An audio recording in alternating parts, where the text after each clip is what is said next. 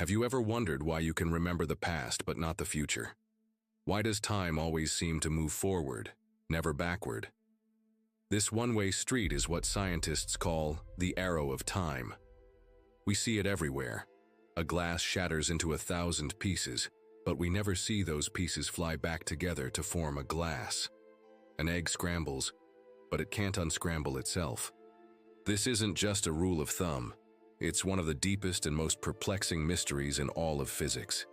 It seems so fundamental to our experience, yet when we look at the basic laws of physics, they work perfectly fine forwards or backwards. So, where does this arrow of time actually come from? The answer might be stranger than you ever imagined, taking us from the very beginning of the universe to the quantum realm and the nature of consciousness itself. So, why does the arrow of time point forward? The most common explanation is a concept called entropy. Entropy is basically a measure of disorder or randomness. The second law of thermodynamics, a cornerstone of physics, states that the total entropy of an isolated system can only increase over time. Think of your room. It's much easier for it to get messy than it is for it to spontaneously clean itself. There are simply more ways for things to be disordered than ordered. Now let's apply this to the entire universe.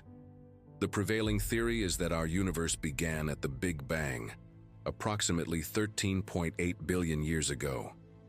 At that moment, the universe was in an incredibly low entropy state, highly ordered, incredibly hot, and dense. From that initial perfect point, it has been expanding and cooling ever since. All the stars, galaxies, and complex structures we see today are just byproducts of this cosmic journey from order to disorder. The arrow of time, then, is simply the universe moving towards a state of maximum entropy, a future of uniform, featureless chaos. The reason we can't remember the future is because the future hasn't happened yet.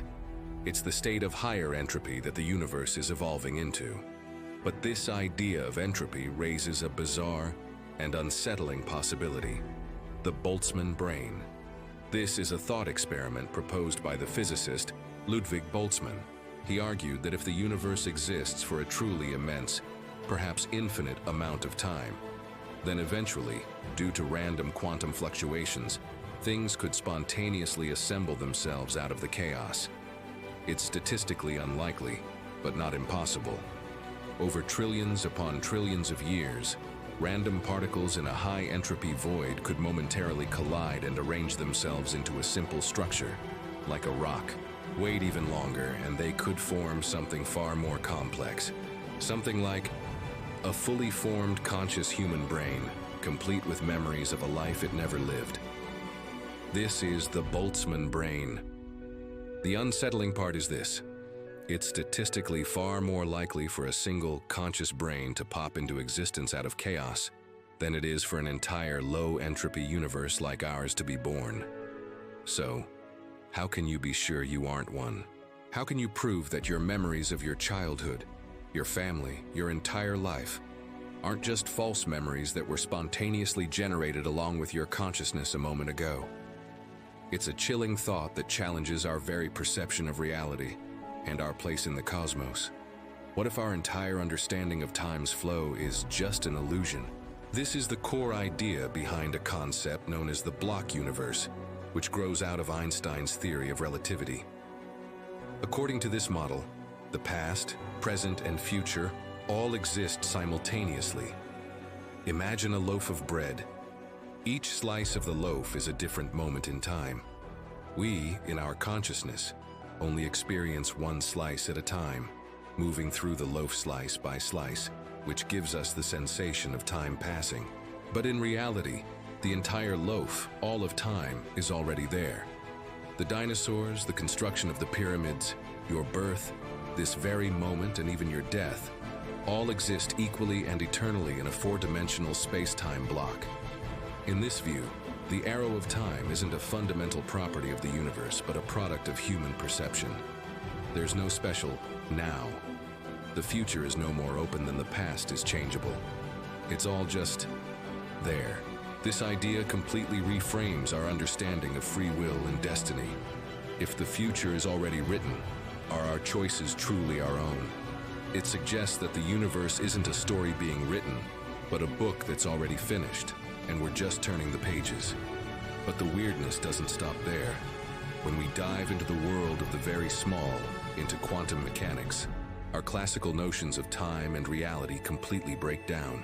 One of the most famous and mind-bending phenomena is quantum entanglement, what Einstein famously called spooky action at a distance. Imagine you have two particles that are created at the same time and are entangled. This means their fates are linked, no matter how far apart they get.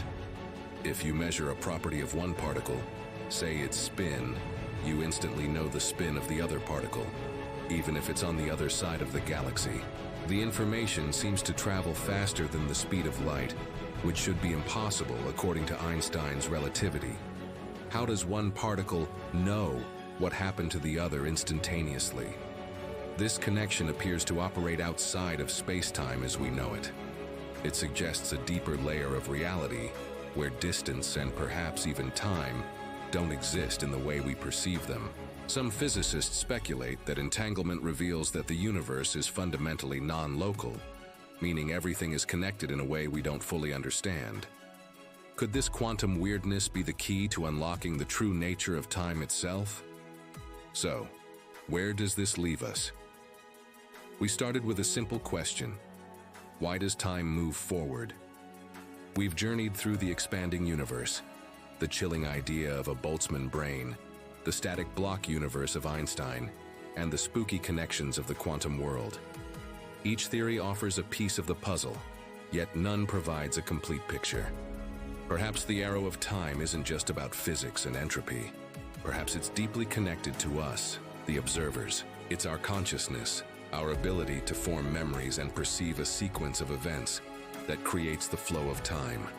Maybe, without a conscious observer, the concepts of past, present, and future have no meaning at all. We are not just passive passengers along for the ride. We are active participants in the unfolding of the cosmos. The universe might be the clock, but we are the ones who perceive its ticking. The mystery of time is, in many ways, the mystery of ourselves.